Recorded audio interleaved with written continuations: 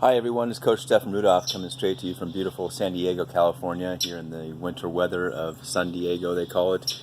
Coming to you from Recovered Coaching and welcoming you to this short podcast event here.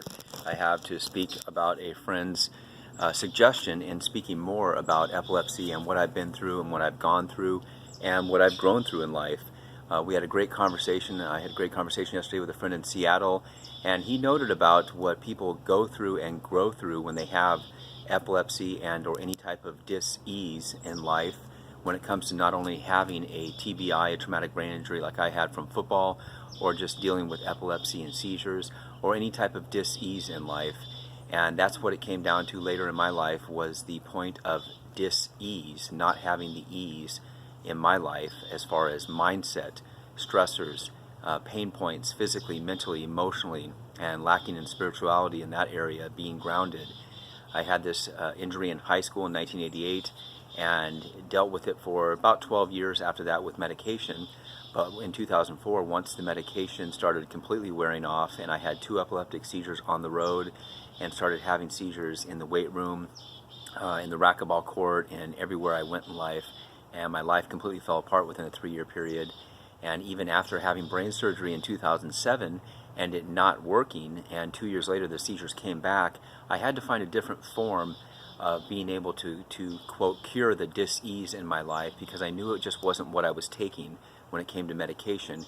It was what I was doing on the outside. What was causing the issue dramatically was a huge awakening for me. It was the stressors in life. It was what I was eating, what I was drinking. It was everything going on around me that was causing the problem in me.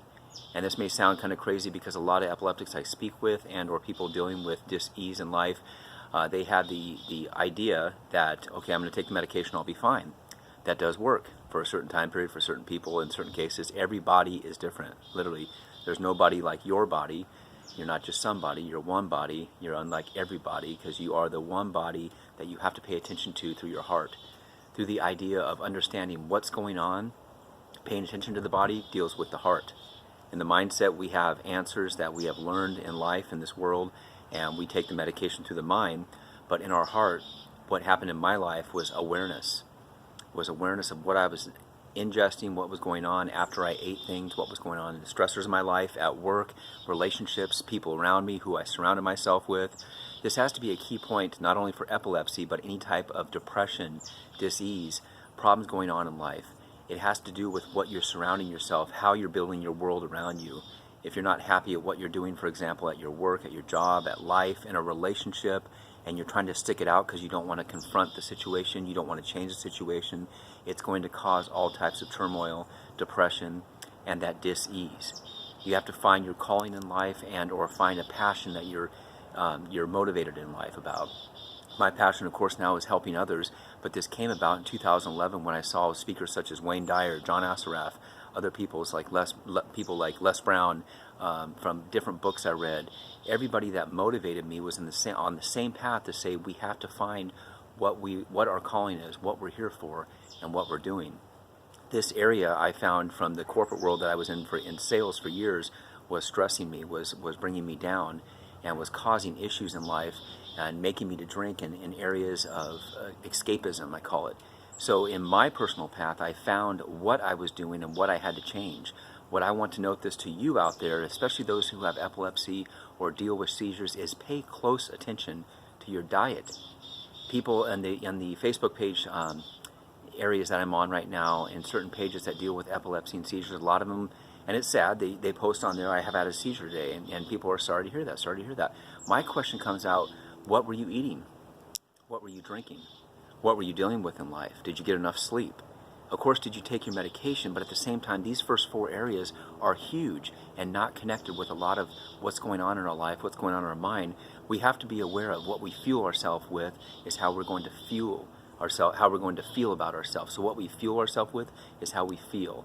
The fuel and the feel, the difference in those 2 words is you. So right now, pay attention to what you're eating, what you're drinking. A lot of people will say, well, I'm not living a healthy lifestyle. I'm taking my medication. I'm pretty active. I run or I work out. That's great. But then they look back on their diet and they had McDonald's for breakfast. They had Subway for lunch. they had more carbs for dinner, and they're not sleeping right. They're waking up anxious. They're waking up at night with 2 or 3 hours of sleep and going off and on, never getting a deep sleep, a REM 4 it's called. A deep sleep is REM 4 stage. They're going into, of course, 2 or 3 maybe, but the deep sleep patterns, what we need for actual sleep and rest, is a REM 4 sleep. And a lot of people are not entering that stage. When they come out of it and they've only got a couple hours of sleep off and on throughout the night, they have lack of sleep. That causes the stress right away in the day. Trying to get yourself through the day without enough sleep is stressful. Going to a job you're not happy with, dealing with, of course, family issues, anything in life. We have to be aware of this. That's the key point about this, is just to become aware of what you're doing in life, how you feel when you're around certain people, certain situations. If the anxiety and stress comes on, and you're keeping a journal of this, especially keeping a journal of your diet, of what's going on and everything, and you have a seizure, look back on that time period. What did I eat in the past 12 hours, 24 hours, 36 hours? What was I dealing with right at the time of that seizure? What was I doing, feeling, talking about? Anything in detail, but especially when it comes to eating. Read the ingredients, and if you have time and you are interested, Google the ingredients. If you can't pronounce it, Google it, I say. If you can't understand it and you're reading ingredients on the back label and there's freaking 20, 30 different ingredients on there, understand that way too many ingredients, especially ones you can't pronounce, are going to be causing issues in your body and in your mindset and in your emotional state, stress, everything, all that leads to seizures. Google negative effects of red dye 40. That's an example. Red dye 40, yellow dye, negative effects of. Those areas, red dye 40, for example, causes ADD, ADHD. Red dye 40 causes the anxiety, those problems that I've dealt with in the past. So I became aware of that, and 86 stat from my diet. And other areas that I look at are different chemicals that you can't pronounce. Again, Google it, negative effects of. And you'll be amazed at the line of what those ingredients are used for, what they do, the side effects, everything. That's my tip and advice today, is just be aware next time, especially for the epileptics again out there that have seizures. Keep that diet journal. Be aware of what you do, how you're feeling yourself with, because you can change your mindset. What goes on up here is what we're programmed out in the outside world. What goes on in here is how we're programming ourselves from the heart. So living with heart, I want you to pay attention and be your own professor, your own doctor, and develop your own medicine through meditation, awareness, and prayer, or positive thinking, MAP. Meditation, awareness, and prayer. Focus on those areas and you'll reset your mind and reset your life. Coach Stefan Rudolph, have a great day. Take care.